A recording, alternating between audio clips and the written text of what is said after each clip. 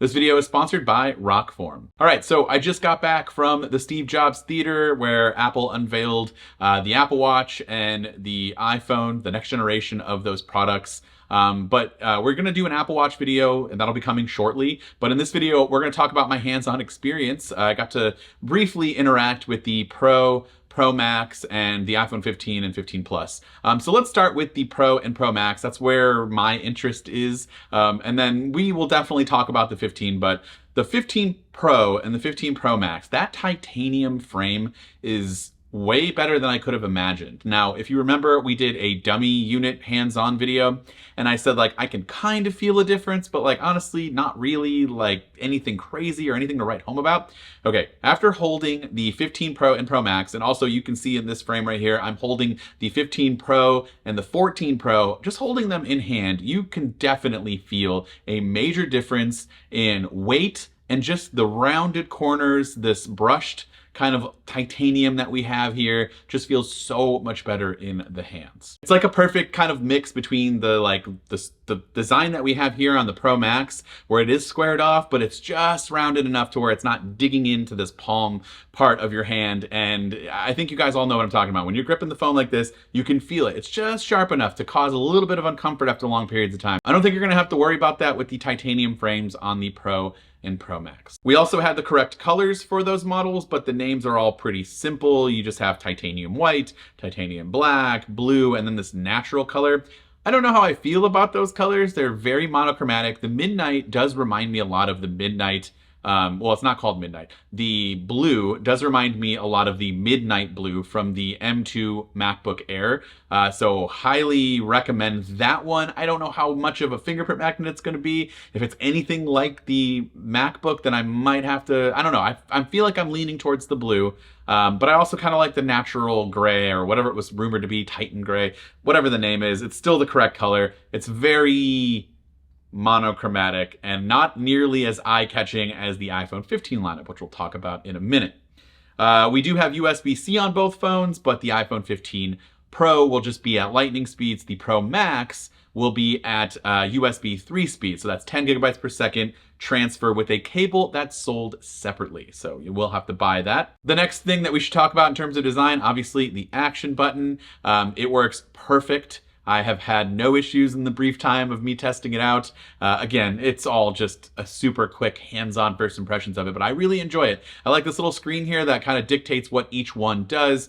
You can have the ability to launch a voice memo, turn on your flashlight, the camera app, and if you want to get really crazy, you can set it to a shortcut. And each one kind of has different different options. So the camera has different options. You can launch into like portrait mode and stuff like that. Again, with shortcuts, you can fine tune which one you want, or Apple has a very easy way to just kind of launch into another app. I believe in the keynote, they had it where it just said like launch into Snapchat. So you can do what I was kind of hoping you could do, and that is launch into any app without having to get into the weeds of creating a shortcut. And so I would love to hear from you in the comments down below what you think of the action button. I don't know if it's going to be one of those things where like once you set it, you can just kind of forget it, and maybe you'll use it, maybe you won't. I really think I'm going to make it the camera app because it's just so much easier to just press and hold. And by the way, I want to touch on that. If you're worried about like accidental presses launching into things, you cannot press it to do anything. If you press it, it'll just tell you that you need to hold it down to initiate the action, and it'll also tell you what you have it set to. So if you have it set to the ringer, it'll tell you that here in the dynamic island. All of that data goes to the dynamic island. If you press and hold it, you can switch between mute and then press and hold again, and it'll turn on the ringer. And then again with the camera app, whatever you have it set to, whatever function there.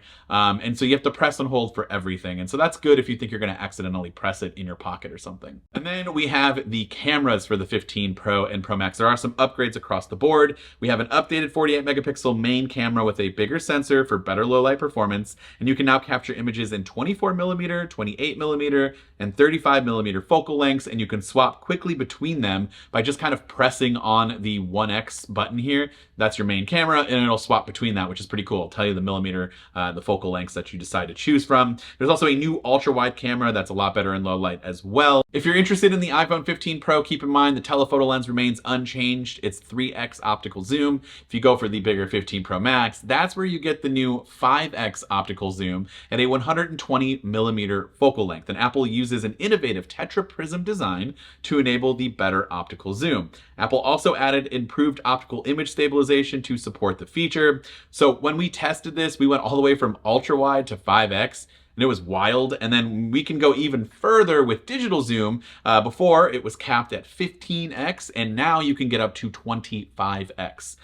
So that's pretty wild there. You can see, and it's pretty clear when you get to 25x, but just the 5x optical zoom photos looked really, really good. Again, super quick, brief first impressions. We'll have more on that later on in the next week or two. There are also a couple other improvements with the camera. Portrait mode this year, you don't even have to like go into portrait mode and swipe down. You can just lift your phone up, and then in the bottom left corner, if it detects a face, you'll see this little F here, and that means you can toggle on portrait mode, kind of like macro mode when you would toggle on and off between that. You can do that with portrait mode, or you can just take the picture, and then as long as that F appears, you can just go ahead and take the picture, and then you can adjust it to be a portrait mode photo later on, or you can also, manage the depth.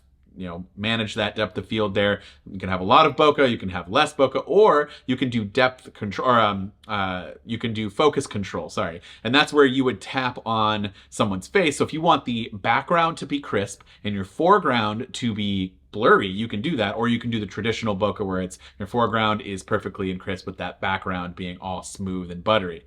It's up to you. And then you can do that all in post if you want to, which is really, really cool. If you're someone out there who's determining whether or not you should get the 15 Pro or the Pro Max, I know the size is going to be different, but think about that extra battery. Think about the better USB-C port with the faster transfer speeds and the better cameras. I highly recommend the 15 Pro Max. I think that's the one that I'm going to go with. I've always kind of gone with the Pro Max models. I've been wanting to do the smaller ones, but with the design changes and everything, it just feels so much more comfortable in the hand. I think the Pro Max is the way to go. In my opinion, it's brief, but that's just kind of my initial impressions. And then on the 15 and 15 Plus, there's not a lot of brand new features, but for the 15 models, the standard models, you are bringing in all of the cool stuff that we had on the Pros from last year. So you get Dynamic Island, you do get USB-C, but again, the only difference here is the connector. There is no change in speeds for transferring data. Now you do get this new glass on the back, which I wasn't able to hold the Pro and non-Pro in the hands at the same time, but this new glass on the 15 feels amazing. It's not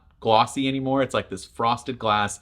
The color kind of shines through it really, really nicely. I really like this. And it also adds for more comfort in the hand when holding it. And I just think that the 15 is a good option for those of you who are coming from honestly, probably a 14. If you have a regular 14, I think you can go to this 15 and feel like it's a decent enough upgrade for you, especially with Dynamic Island and USB-C. But even with the 13, on down, it's definitely going to feel like a great upgrade, and it's a good option, and it's the cheaper options of the ones, and probably the ones that you guys are mostly going to go with. So yeah, overall, my first impressions are super strong. I am far more into this than I think I was leading into it.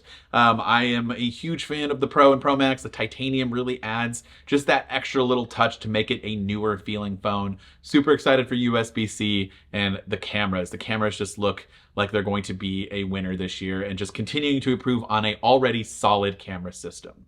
Now, before we end today's video, I do want to give you more information about today's sponsor, Rockform. Rockform just launched a few new cases for the brand new iPhone 15 lineup that are designed for those who take action seriously and need that extra bit of rugged protection. The new Rugged and Crystal series cases offer magnetic strength up to 3x stronger than any other cases on the market. Rugged series specifically offers black dual compound construction with reinforced corners and extra camera protection. The Crystal series offers the same high-level protection, but my favorite part is that you can now see that new color from your iPhone. So if you get one of those fancy new iPhone colors, you want to be able to see that, and this clear case will obviously be able to show you that. These Rockform cases are also integrated with MagSafe Ring for quick magnetic mounting and the twist lock system with the patented Rock Lock mounting technology. Perfect for you bikers out there or people who want to put it on a motorcycle or even just your car vent and you don't want it to fall off. It's not going to. It's that strong. These cases are built to withstand drops, scrapes, scuffs, as well as everyday wear and tear. And Rockform also added camera and corner protection while offering an improved grip on all MagSafe compatible accessories with 3 times the magnetic holding power. These cases are big, they're rugged, and they're perfect for those who live that active lifestyle and need a bit more protection. So if you want to know more about these cases and more about Rockform in general, click the link in the description down below. This has been Dan with MacRumors. Thanks so much for watching, and I hope to see you around in the next video.